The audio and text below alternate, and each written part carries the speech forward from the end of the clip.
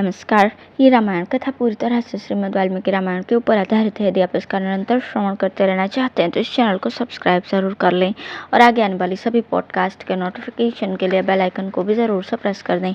अब हम सुनेंगे छठा सर्ग, सुग्रीव का श्री राम को सीता जी के आभूषण दिखाना तथा श्री राम का शोक एवं रोषपूर्ण वचन। सुग्रीव ने पुनः प्रसन्नता पूर्वक रघुकुल नंदन श्री रामचंद्र जी से कहा, श्री राम, मेरे मंत्रियों में श्रेष्ठ सचिव यह हनुमान जी आपके विषय में वो सारा वृतांत बता चुके हैं जिसके कारण आपको इस निर्जन वन में आना पड़ा है। अपने भाई लक्ष्मण के साथ जब आप वन में निवास करते थे उस समय असुर रावण ने आपकी पत्नी मिथिलेश कुमारी जनक नंदिनी सीता को हर लिया। उस वेला में आप उनसे अलग थे और बुद्धिमान लक्ष्मण भी उन्हें अकेली छोड़कर चले गए थे। राक्षस इसी अवसर की प्रतीक्षा में था। उसने गिद्ध जटायु का वध करके रोती हुई सीता का अपहरण किया है। इस प्रकार उस राक्षस ने आपको पत्नी वियोग के कष्ट में डाल दिया है, परंतु इस पत्नी वियोग के दुख से आप शीघ्र ही मुक्त हो जाएंगे। मैं राक्षस द्वारा हरी गई वेदवाणी के समान आपकी पत्नी को वापस ला दूंगा। श्री राम, आपकी भार्या सीता पाताल में हो या आकाश में, मैं उन्हें ढूंढ लाकर आपकी सेवा में समर्पित कर दूंगा। आप मेरी इस बात को सत्य माने। आपकी पत्नी जहर मिलाए हुए भोजन की भांति दूसरों के लिए अग्राह्य है। इंद्र सहित संपूर्ण देवता और असुर भी उन्हें पचा नहीं सकते। आप शोक त्याग दीजिए, मैं आपकी प्राणवल्लभा को अवश्य ला दूंगा। एक दिन मैंने देखा, भयंकर कर्म करने वाला कोई राक्षस किसी स्त्री को लिए जा रहा है। मैं अनुमान से समझता हूँ वे मिथिलेश कुमारी सीता ही रही होंगी, इसमें संशय नहीं, क्योंकि वे टूटे हुए स्वर में हा राम, हा लक्ष्मण पुकारती हुई रो रही थी तथा रावण की गोद में नागराज की वधू की भांति छटपटाती हुई प्रकाशित हो रही थी। 4 मंत्रियों सहित 5वां मैं इस शैल शिखर पर बैठा हुआ था। मुझे देखकर देवी सीता ने अपनी चादर और कई सुंदर आभूषण ऊपर से गिराए। वे सब वस्तुएं हम लोगों ने लेकर रख ली हैं। मैं अभी उन्हें लाता हूँ, आप उन्हें पहचान सकते हैं। तब श्री राम ने ये प्रिय संवाद सुनाने वाले सुग्रीव से कहा, सखे शीघ्र ले आओ, क्यों विलंब करते हो। उनके ऐसा कहने पर सुग्रीव शीघ्र ही श्री रामचंद्र जी का प्रिय करने की इच्छा से पर्वत की एक गहन गुफा में गए और चादर तथा वे आभूषण लेकर निकल आए। बाहर आकर वानर राज ने, लीजिए ये देखिए, ऐसा कहकर श्री राम को वे सारे आभूषण दिखाए। उन सुंदर वस्त्र और आभूषणों को लेकर श्री रामचंद्र जी को हास्य से ढके हुए चंद्रमा की भांति आंसुओं से अवरुद्ध हो गए। सीता के स्नेहवश बहते हुए आंसुओं से उनका मुख और वक्षस्थल भीगने लगे। वे हा प्रिय ऐसा कहकर रोने लगे और धैर्य छोड़कर पृथ्वी पर गिर पड़े। उन उत्तम आभूषणों को बारंबार हृदय से लगाकर वे बिल में बैठे हुए रोष में भरे सर्प की भांति जोर जोर से श्वास लेने लगे। उनके आंसुओं का वेग रुकता ही नहीं था। अपने पास खड़े हुए सुमित्रा कुमार लक्ष्मण की ओर देखकर श्री राम दीन भाव से विलाप करते हुए बोले, लक्ष्मण देखो, ये असुर के द्वारा हरी जाती हुई विदेह नंदिनी सीता ने ये चादर और ये गहने अपने शरीर से उतारकर पृथ्वी पर डाल दिए थे। निशाचर के द्वारा अपहृत होती हुई सीता के द्वारा त्यागे गए ये आभूषण निश्चय ही घास वाली भूमि पर गिरे होंगे, क्योंकि इनका रूप ज्यों का त्यों दिखाई देता है, ये टूटे फूटे नहीं। श्री राम के ऐसा कहने पर लक्ष्मण बोले, भ्राताश्री, मैं इन बाजूबंदों को तो नहीं जानता और न इन कुंडलों को समझ पाता हूँ कि किसके हैं, परंतु प्रतिदिन भाभी के चरणों में प्रणाम करने के कारण मैं इन दोनों नुपुरों को अवश्य पहचानता हूँ। तब श्री रघुनाथ जी सुग्रीव से इस प्रकार बोले, सुग्रीव, तुमने तो देखा है वो भयंकर रूपधारी राक्षस मेरी प्राण प्रिय सीता को किस दिशा की ओर ले गया है, ये मुझे बताओ। मुझे महान संकट देने वाला वो असुर कहाँ रहता है। मैं केवल उसके अपराध के कारण समस्त राक्षसों का विनाश कर दूंगा।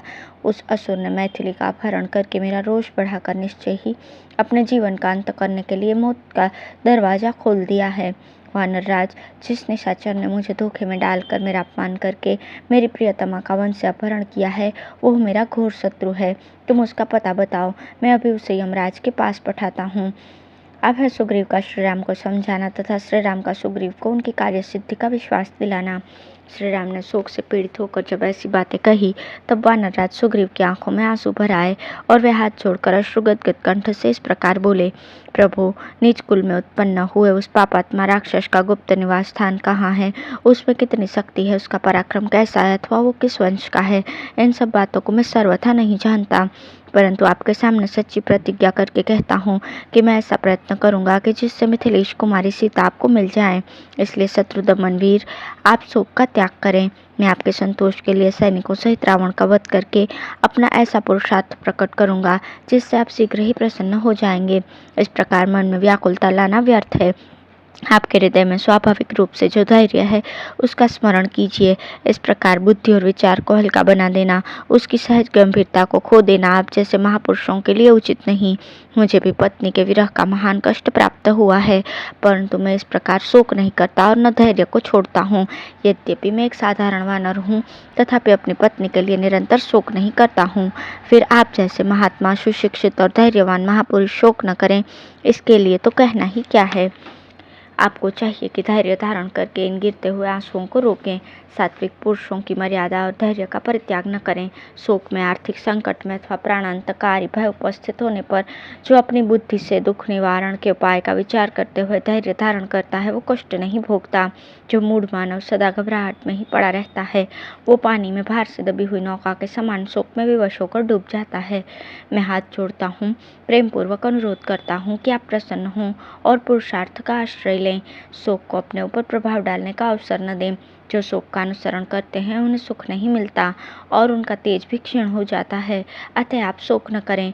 राजेंद्र, शोक से आक्रांत हुए मनुष्य के जीवन में भी संशय उपस्थित हो जाता है, इसलिए आप शोक को त्याग दें और केवल धैर्य का आश्रय लें। मैं मित्रता के नाते हित की सलाह देता हूँ, आपको उपदेश नहीं दे रहा। आप मेरी मैत्री का आदर करते हुए कदापि शोक न करें। सुग्रीव ने जब मधुर वाणी में इस प्रकार सांत्वना दी, तब श्री रघुनाथ जी ने आंसुओं से भीगे हुए अपने मुख को वस्त्र से पोंछ लिया। सुग्रीव के वचन से शोक का परित्याग करके स्वस्थ चित होकर काकुस्थ कुलभूषण भगवान श्री राम ने मित्रवर सुग्रीव को हृदय से लगा लिया और इस प्रकार कहा, सुग्रीव, एक स्नेही और हितैषी मित्र को जो कुछ करना चाहिए वही तुमने किया है। तुम्हारा कार्य सर्वथा उचित और तुम्हारे योग्य है। सखे, तुम्हारे आश्वासन से मेरी सारी चिंता जाती रही। अब मैं पूर्ण स्वस्थ हूँ।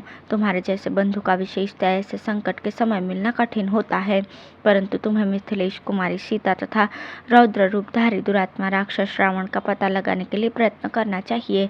साथ ही मुझे भी इस समय तुम्हारे लिए जो कुछ करना आवश्यक हो उसे बिना किसी संकोच के बताओ। जैसे वर्षा काल में अच्छे खेत में बोया हुआ बीज अवश्य फल देता है, उसी प्रकार तुम्हारा सारा मनोरथ सफल होगा। मैंने जो अभिमान पूर्वक ये वाली के वध आदि करने की बात कही, इसे तुम ठीक ही समझो। मैंने पहले कभी झूठ बात नहीं कही है और भविष्य में भी मैं कभी असत्य नहीं बोलूँगा। इस समय जो कुछ कहा है उसे पूर्ण करने के लिए प्रतिज्ञा करता हूँ और तुम्हें विश्वास दिलाने के लिए सत्य की ही शपथ खाता हूँ। श्री रघुनाथ जी की बात, विशेषतः उनकी प्रतिज्ञा सुनकर अपने वानर मंत्रियों सहित सुग्रीव को बड़ी प्रसन्नता हुई। इस प्रकार एकांत में एक दूसरे के निकट बैठे हुए वे दोनों नर और वानर ने परस्पर सुख और दुख की बातें कही जो एक दूसरे के लिए अनुरूप थी। राजाधिराज महाराज श्री रघुनाथ जी की बात सुनकर वानर वीरों के प्रधान विद्वान सुग्रीव ने उस समय मन ही मन अपने कार्य को सिद्ध हुआ ही माना। इस प्रकार श्री वाल्मीकि निर्मित रामायण आदि काव्य के किष्किंधा कांड में 7वां सर्ग पूर्ण हुआ। धन्यवाद।